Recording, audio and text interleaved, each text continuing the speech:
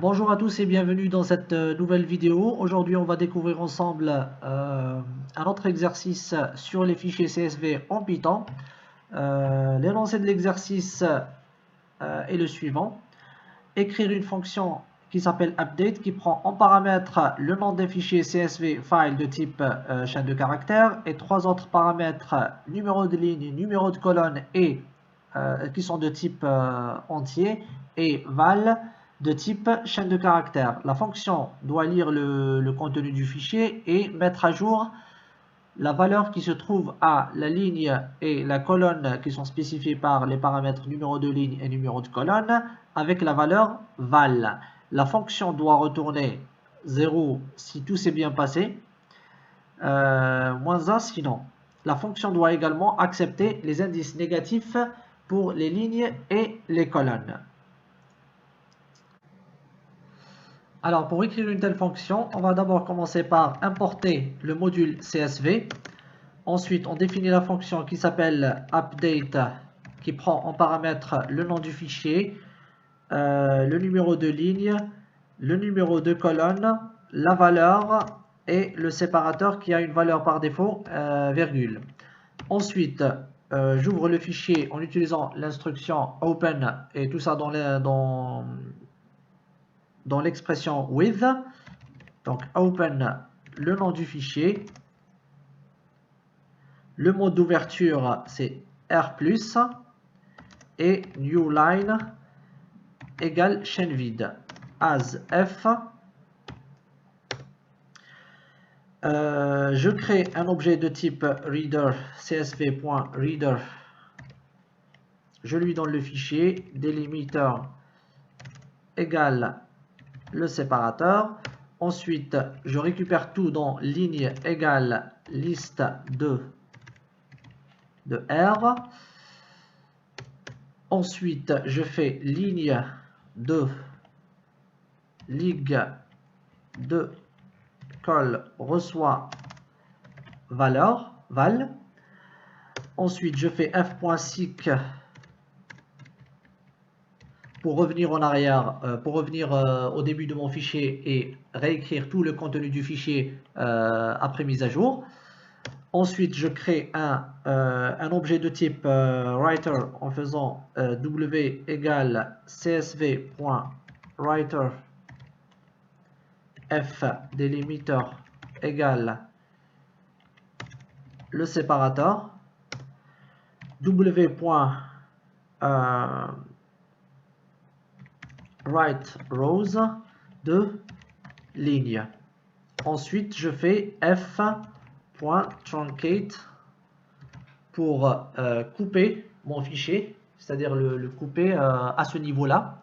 Parce qu'en fait, si jamais on remplace une valeur par une valeur plus petite qu'elle, le fichier il aura toujours la même taille et du coup il faut le couper. Donc en quelque sorte il faut ajouter le caractère fin de fichier à ce niveau là, donc après l'écriture de toutes ces lignes là.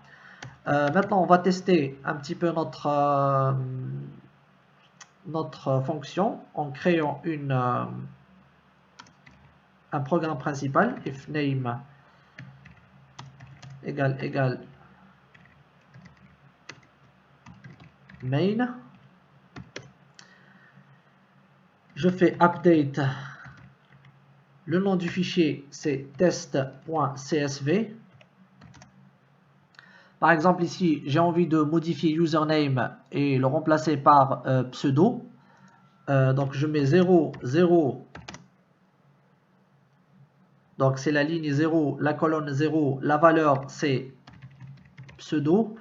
Le séparateur, c'est la virgule, c'est pas obligatoire mais je le fais quand même.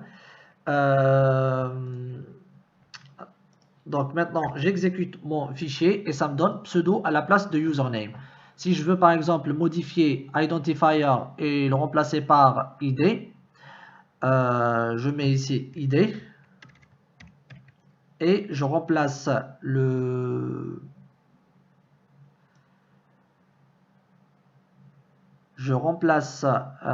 donc ça va être la ligne 0 et l'indice de la colonne c'est 1, donc la deuxième colonne elle a l'indice 1, donc j'exécute mon fichier et ça me donne ID ici. Si je veux par exemple remplacer engineering ici par ENG, je mets ENG, donc ça va être la dernière ligne avant-dernière colonne. J'exécute et là j'ai engineering qui est remplacé par ENG. Alors pour l'instant ça marche si les indices sont bons. Donc pour éviter que la fonction génère des erreurs si jamais les indices sortent des intervalles corrects, donc ce que je vais faire c'est d'ajouter un bloc try. Je vais mettre toutes ces instructions là dans un bloc try except, et dans except je fais juste pass. Donc si jamais l'indice de ligne ou l'indice de colonne dépasse le nombre de lignes ou le nombre de colonnes de mon fichier, bah, cette ligne là va lever une exception que je vais capturer et c'est except qui va traiter ça en ne faisant rien. Donc on peut tester ça en mettant par exemple le numéro de colonne c'est 100 et ça me donne ça. Donc maintenant, j'ai besoin que ma fonction retourne un code pour dire si elle s'est bien exécutée ou pas. Donc ici, si tout ça s'est bien déroulé, je vais retourner, je vais faire return 0 pour dire que c'est le code de retour, on va dire correct.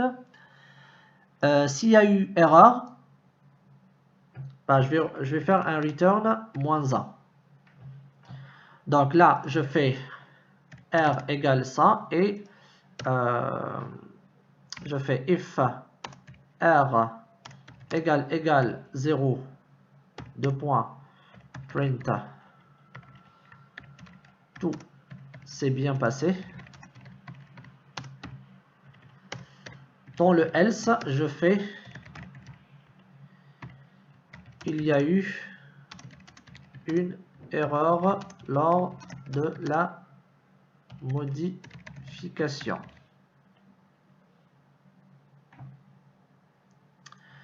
Donc je vais exécuter. Donc il me dit il y a eu une erreur lors de la modification, tout simplement parce que ma fonction retourne bien -1 parce que l'indice de la colonne sort du bon intervalle. Donc maintenant je vais faire un dernier exemple en remplaçant par exemple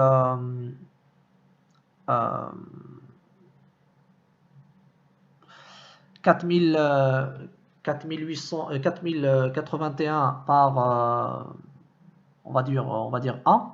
Je vais le remplacer par 1. Donc je vais chercher d'abord, donc la valeur ça va être 1.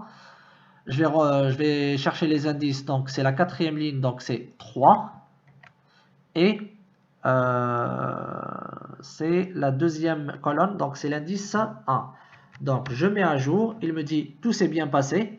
Et là il a bien remplacé la valeur qui était là par 1. Donc voilà pour aujourd'hui, j'espère que la vidéo vous aura plu. À bientôt dans une prochaine vidéo. Merci, au revoir.